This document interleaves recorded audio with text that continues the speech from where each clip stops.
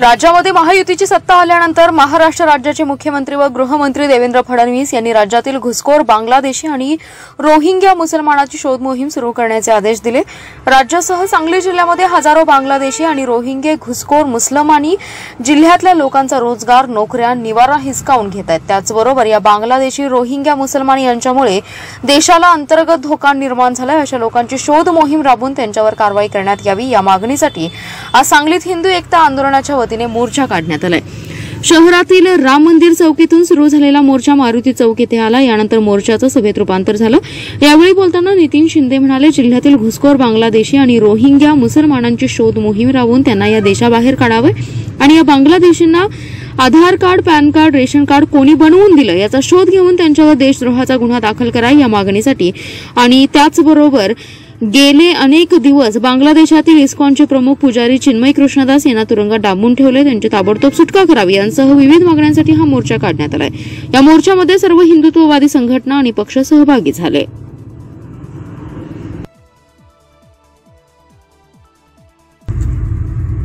पेठ ते सांगली या राष्ट्रीय महामार्गाला शिक्षण महर्षी डॉ. कर्मवीर भाऊराव पाटील यांचं नाव देण्यात यावं यासाठी आष्टा शहरात स्वाक्षरी अभियान राबवण्यात आले। आष्टा येथील बस स्थानक समोर हिंदू हृदय सम्राट बाळासाहेब ठाकरे चौकात हा अभिनव उपक्रम राबवण्यात आलाय।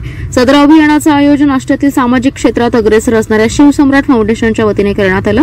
कर्मवीर भाऊराव पाटील यांचं योगदान शिक्षण क्षेत्रामध्ये मोठं असल्याने महाराष्ट्रात शैक्षणिक, सामाजिक, सांस्कृतिक, आर्थिक उन्नती होण्यासाठी त्यांच्या विचारांचा आणि त्यांनी सुरू केलेला रयत शिक्षण संस्थेचा मोठा वाटा आहे। पेठ सांगली राष्ट्रीय महामार्ग हा इस्लामपूर विधानसभा मतदारसंघातून जात असून कर्मवीर अण्णांचं मूळ गाव ऐतवडे बुद्रुक असल्याने त्यांचं नाव दिल्याने एक प्रकारची त्यांना मानवंदना ठरणार आहे। पेठ सांगली रस्त्याशेजारी सर्व ग्रामपंचायत आणि नगर परिषदेचे ठराव घेऊन राष्ट्रीय महामार्ग कार्यालय कोल्हापूर या ठिकाणी तसेच केंद्रीय रस्ते वाहतूक मंत्री नितीनजी गडकरी यांच्याकडे कर्मवीर भाऊराव पाटील यांचं नाव देण्यासाठी पाठपुरावा करण्यात येणार आहे अशी माहिती आयोजकांनी दिली।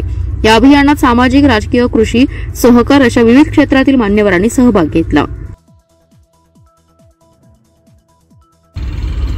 तासगाव तालुक्यातील द्राक्ष उत्पादकांना चालू वर्षी हंगामाच्या सुरुवातीच्या काळातच अच्छे दिन आल्याचं दिसतंय। बाजारात मागणीपेक्षा पुरवठा कमी असल्यामुळे द्राक्षांचे दर वाढले असून प्रत्येक वर्षाप्रमाणे बाजारात माल उपलब्ध होईना म्हणून व्यापारी वर्ग चिंतेत आहे।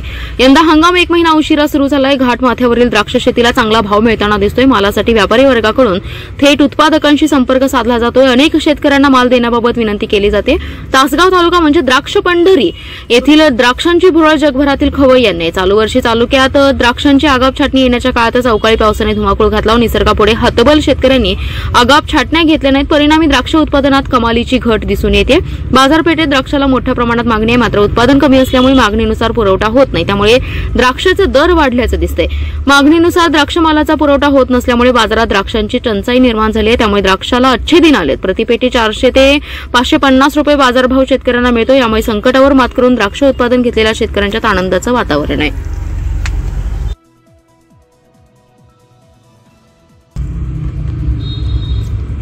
समाज माध्यमांवर रोज नवे स्थित्यंतरे होत आहेत। मोबाईलने तरुण काबीज केलेत। अशा परिस्थितीमध्ये संतांचे विचार आवश्यक आहेत। संतांच्या विचाराचे प्रचार आणि प्रसार होण्यासाठी त्यांचे विचार ग्लोबल व्हावेत अशी अपेक्षा संत साहित्याचे अभ्यासक श्रीरंग गायकवाड यांनी व्यक्त केली आहे। बलवडी येथील ज्योतिर्लिंग वाङ्मय साहित्य सेवा संस्थेच्या पुढाकाराने 32वे ग्रामीण मराठी साहित्य संमेलनांतर्गत 1 दिवसीय संत साहित्य संमेलन संपन्न झालं। संमेलनाच्या अध्यक्षपदावरून गायकवाड बोलत होते। यावेळी कृष्णा वैद्यकीय रुग्णालयाचे जनसंपर्क अधिकारी सुनील लाड यांच्या संमेलनाचं उद्घाटन झालं। श्रीरंग गायकवाड म्हणाले, संतांच्या विचारांनी परदेशातील तरुणांना आकर्षित केले। आपल्याकडे उलट परिस्थिती आहे। आळंदी ते पंढरपूर निघणाऱ्या वारीमध्ये अनेक परदेशी तरुण सहभागी होतात। त्याचं कारण त्यांना संतांच्या विचारांचं महत्त्व कळले। मानवाच्या सर्वांगीण विकासासाठी संतांचे विचार आवश्यक आहेत। त्यांचे विचार महाराष्ट्राच्या मातीमध्ये रुजवण्यासाठी गावोगावी संत साहित्य संमेलनं सुरू झाली पाहिजेत असं आवाहन त्यांनी केलंय।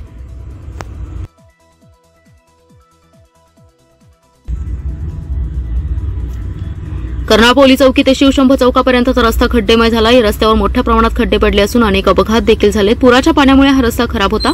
त्यासाठी आमदार सुधीर गाडगीळ यांनी निधी मंजूर करून ठेकेदाराला वर्क ऑर्डर दिली आहे, पण 2 महिने झालं अद्याप कामाला सुरुवात झाली नाही, त्यामुळे नागरिकांमधून संताप व्यक्त होतोय।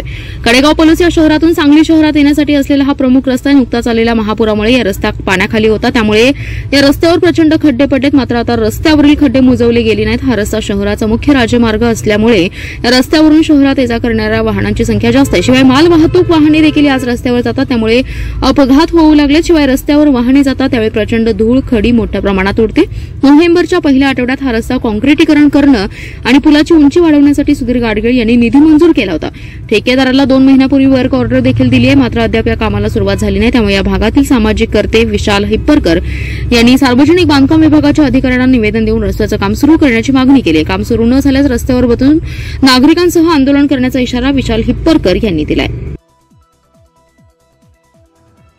वीज वितरण कंपनीने राज्यात प्रीपेड मीटर बसवण्याचा निर्णय घेतला होता, पण विधानसभा निवडणुकीपूर्वी विरोध झाल्याने स्थगिती देण्यात आली होती. आता निवडणुकीत बहुमत मिळाल्याने महायुती सरकारने पुन्हा प्रीपेड मीटर बसवण्याचा निर्णय घेतल्याने नागरिकांचं प्रचंड नुकसान होणार आहे. या विरोधात जन आंदोलन सुरू करणार असल्याची माहिती नागरिक जागृती मंचाचे सतीश साखळकर यांनी दिली. ते म्हणाले, विधानसभा निवडणुकीच्या पूर्वी राज्यात प्रीपेड मीटर बसवण्याच्या माध्यमातून महावितरणाच्या माध्यमातून बसवण्यात येणार होतं. त्याला मोठ्या प्रमाणात विरोध झाल्यानंतर स्थगिती देण्यात आली. मात्र आता प्रचंड बहुमत मिळाल्यानंतर युती सरकारने त्यावरील स्थगिती उठवली. मीटर बसवणं इच्छुक असल्याचं सांगून मीटर बसवली जातात, त्यामुळे ग्राहकांचा फायदा होणार नसून उलट मोठ्या प्रमाणात नुकसान होणार आहे. अदानी ग्रुपला जगवण्यासाठी 6,000चं मीटर 13,000 रुपयांना दिलं जाते, त्यामुळे हजारो कोटींचा भ्रष्टाचार असून या पैसा विधानसभा निवडणुकीत वापरला जाणार असल्याचा आरोप साखळकर यांनी केला. या विरोधात आता आवाज उठवला जाणार आहे. वीज ग्राहक संघटनेचे प्रतापराव होगाडे यांचं नुकतंच निधन झालंय, त्यामुळे आता विरोध करण्यासाठी सर्व सामाजिक संघटना यांनी एकत्र येऊन चळवळ उभी करण्याची आवश्यकता आहे. याशिवाय पश्चिम महाराष्ट्रातील 350 उपकेंद्र ही खासगी ठेकेदाराला चालवण्यासाठी देण्यात येणार आहेत. आता याला नागरिकांनी विरोध केला पाहिजे.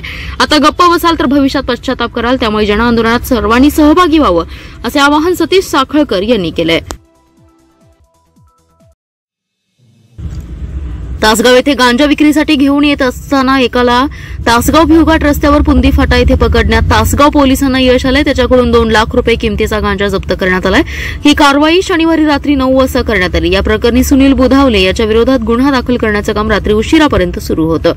तासगाव पोलीस ठाण्यातील पोलीस शिपाई प्रशांत चव्हाण यांना आटपाडीहून एक व्यक्ती गांजा विक्रीसाठी तासगावला मोटरसायकलीवरून येत असल्याची माहिती मिळाली. त्यानुसार सहाय्यक पोलीस निरीक्षक राजू अन्नछत्रे, पोलीस उपनिरीक्षक दीपक पाटील, पोलीस उपनिरीक्षक अरविंद सकवाळ, सुहास खुबीकर, प्रशांत चव्हाण, विवेक यादव आणि कपिल खाडे यांच्या पथकाने पुंदी फाटा येथे सापळा लावला. शनिवारी रात्री 9 वाजण्याच्या सुमारास भिवघाटहून एक मोटरसायकल पुंदी फाटा येथे आली असता पथकाने ती थांबवली. संशयित सुनील बुधावले याला कोणतीही संधी न देता ताब्यात घेऊन त्याची झडती घेतली असता त्याच्या मोटरसायकलीवरील प्लास्टिक पिशवीत 8 किलो गांजा आढळून आला. त्याची बाजारभावाने किंमत 2 लाख रुपये असल्याची माहिती सहाय्यक पोलीस निरीक्षक राजू अन्नछत्रे यांनी दिली. संशयित सुनील बुधावले याच्या विरोधात गुन्हा दाखल करण्याचे काम रात्री उशिरापर्यंत सुरू होतं.